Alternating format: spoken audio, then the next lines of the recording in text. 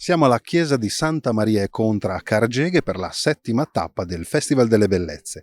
Questa sera tornano i tenores di Neoneli e una new entry mai stati al Festival delle Bellezze. Quest'anno saranno con noi direttamente dalla Corsica il coro Madricale. O salo da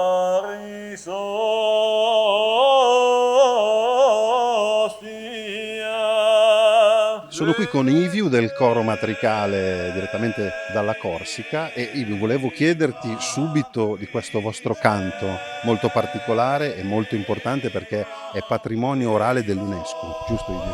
Sì, è giusto, il canto un pagliella è un canto che per noi è assai importante e che è originario di una certa regione di Corsica, la regione di Castagniccia, di Grande Castagniccia, in dove lo sorte questo canto speciale, specifico, che si canta a 3 voci. Quindi mi dicevi che dal 1986 tu sei presidente del coro Matricale, hai ripreso un po' questo canto e le tradizioni. Sì, le tradizioni si perdivano, allora ho detto ce la fa una scuola per i ragazzi, perché sono i ragazzi che hanno fatto domani.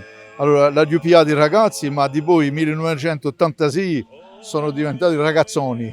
Sì, certo. Senti, i prossimi appuntamenti dopo il Festival delle Bellezze del coro Matricale dove andrete?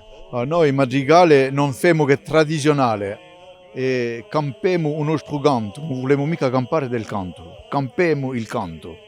Prossima serata che è prevista con noi, femo venire 2 gruppi sardi in Castagniccia da noi, c'è un coro di Orosei che viene e gli amici di Castelzardo che vengono e femo un concerto unico con tutti questi, perché tutti gli anni io organizzo de me in Orezza una serata, un incontro con gruppi sardi, di poi 25 anni che faccio questo. Perfetto, bellissimo. Allora grazie tanto a Iviu del coro Matricale. E grazie a voi e buona serata a tutti.